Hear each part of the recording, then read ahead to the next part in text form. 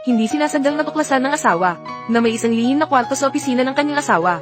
Binuksan niya ang pinto, at nakita niya ang ilang malalaking kahon na maayos na nakasalansan. Sa kanyang pingis isa, binuksan niya ang isa.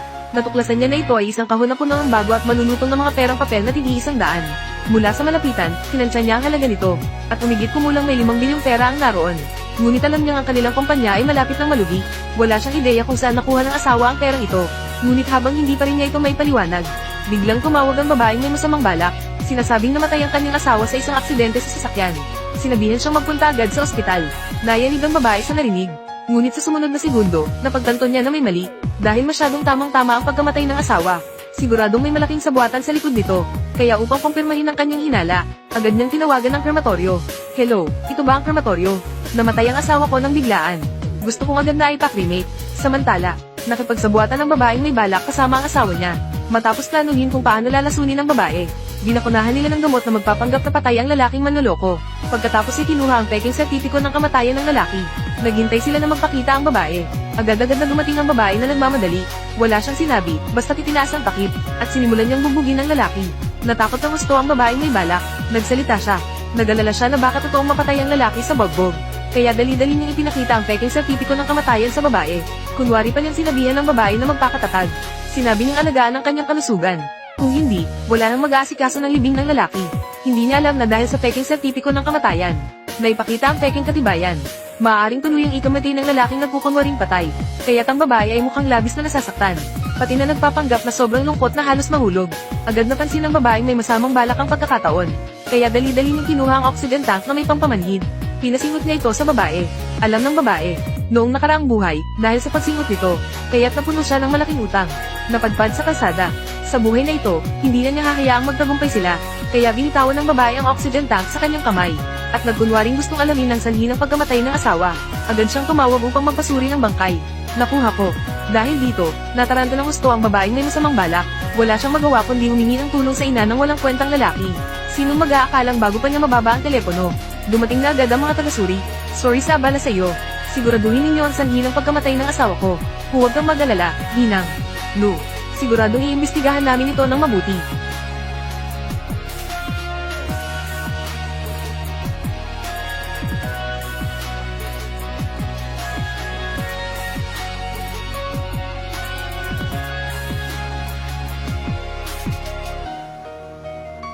Tumigil ka na.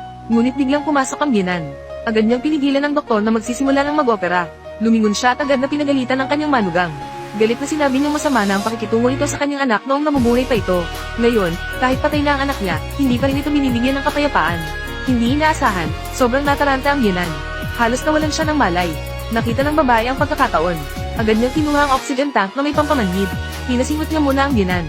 Nang makita ito ng tusong babae, gusto sana niyang pigilan, ngunit huli na. Mabilis na nawalan ng malay ang biyenan. Sinamantala ng babae ang pagkakataon at sinabing tulungan muna ng tusong babae ang biyenan papuntang klinika. Pagkatapos, ngunit nag-alala ang tusong babae na baka samantalahin ng babae ang kanyang pagalis, upang ikulong siya, at gumawa ng masama sa walang kwentang lalaki. Kaya bago umalis, binalaan niya ito, na huwag tatagain ng walang kwentang lalaki. Kung hindi, hindi siya palalampasin ng biyenan. Nagkunwari ang babae na pumayag, ngunit kakalabas pa lang ng dalawa. Agad na sinimulan ng babae ang kanyang plano ng paghihiganti. Tawagan ng krematoryo ng malapitan. Tawagan ng krematoryo. Nasa 13 palapag ito. Maaari ka nang umakyat para kunin ang bangkay. Mahal, asawa. Mahal, asawa. Lu Haoran, ayaw mo bang magpanggap na patay na? Ngayon, hayaan na kitang mamatay.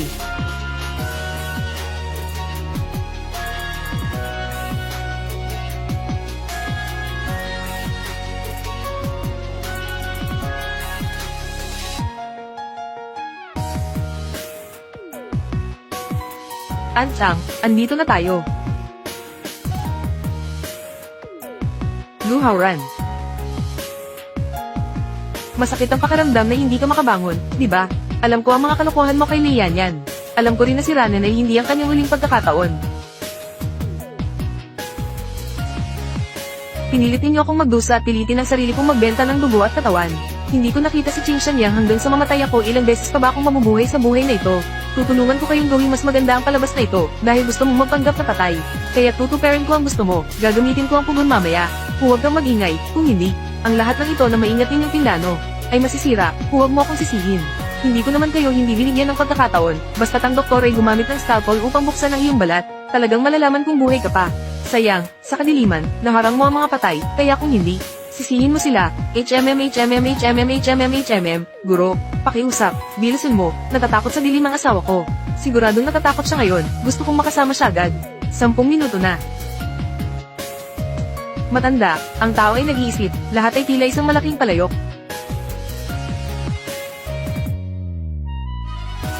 Ginoo, gusto kong personal na ihatid ang anak.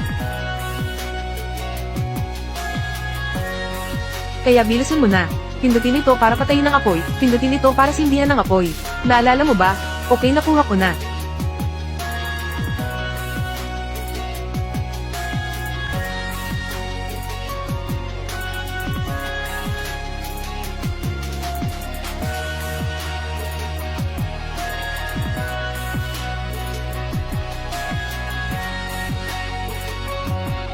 Ilang tao, ang ganitong peking pagkamatay ay walang silbi.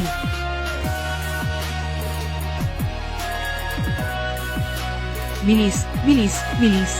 Kung mahuhuli tayo dito, si Howran ay mapapahamak ng babaeng iyon.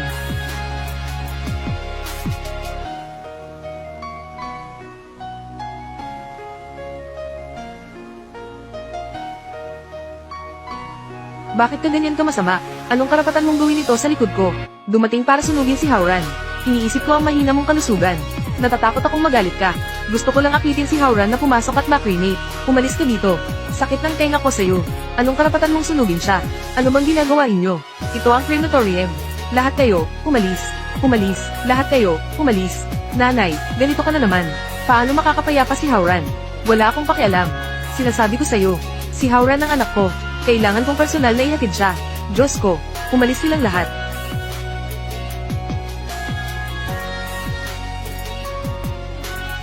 Iyan ay para sa pagsindi ng apoy. Ayaw ko. Umalis ka na. Huwag mo akong nakuhin ulit.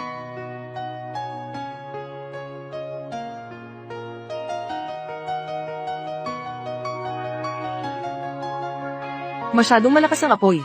Paano nangyari ito? Bilisan mo, bilisan mo. Hindi kayo nagsisindi ng apoy.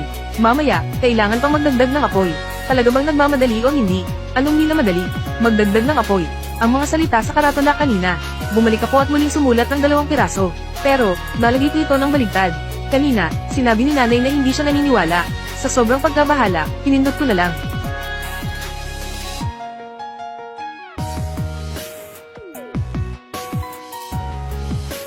Wala na ang asawa at lolo ko. Bumalik na naman. Tatawagan kita para dalhin. Bumalik. Dandan. Lumuhad at magdasal. Ito na ang huling paglalakbay ng iyong ama. Nandyan ba ang tatay sa apoy na ito? Papa, lumabas ka na. Iniisip ko na hindi maganda ang iyong kalusugan. Lumuhad at magdasal. Hindi mo na makikita si Papa. Ayaw pa. Sinabi ng tatay na dadalhin niya ako sa isang biyahe. Dadalhin ako sa ibang bansa para maging prinsesa. Nagsisinungaling ka.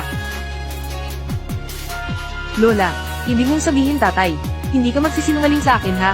Tiyo, pakiusap. Pakilabas mo si tatay, okay? Bilog. Paano ko siya pinatay? Lumuhad at magpabagsak ng ulo. Isipin mo na ito ang huling paglalakbay ng tatay mo. Lumuhad. Daddy, gusto ko si Daddy. Ikaw, masamang babae. Ikaw ang pumatay sa anak ko. Bakit hindi mo sinasagot ang telepono? Kailangan kita para iligtas ako. Iniwan pa kami ni Howran ng mga ulila. Umalis siya at labis akong nasaktan. Pero kami na natira. Kailangan pa rin ipagpatuloy ang buhay. Napakaraming gamit sa bahay. Naghihintay para sa amin upang harapin ito. May balak siyang sumagot ng telepono. Ikaw ang pumatay kay Howran. Tama na. Namatay si Howran sa isang aksidente sa sasakyan. O si Yanyan mismo ang nagbigay sa kanya. Paano mo ako masisisi? Ng sertipiko ng pagkamatay. Bukod dito, walang sertipiko ng pagkamatay. Itong crematorium. Maaari mo bang hayaang ibalik ko si Howran? Tia, si Howran. Si Howran, hindi siya patay. Bakit kailangan mong magbigay ng sertipiko ng pagkamatay? Ano? Hindi patay si Howran. Lin Yanyan, pinagkakalooban kita ng pagkain at pag-aaral. At pinapasok ko pa ang iyong anak sa ospital. Hindi ko hinihingi ang kapalit. Pero paano mo maaring makipagsabuatan sa iba? Paano ko siya pinatay? Wala naman. Wala ako. Bakit sinabi ng nanay na ikaw? Pinatay si Howran. Ikaw ang nagbigay ng death certificate. Hindi. Pupunta ako sa pulis para humingi ng katarungan para kay Howran.